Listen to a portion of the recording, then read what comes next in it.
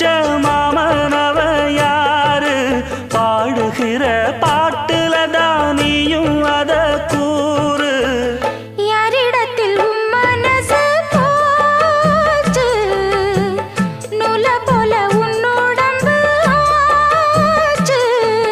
பூங்குயிலே பூங்குயிலே கேளு நீ பாட்டெடுத்த காரணத்தை கூறு யாரிடத்தில் உன் மனசு போச்சு நூல போல உன் உடம்பு ஆச்சு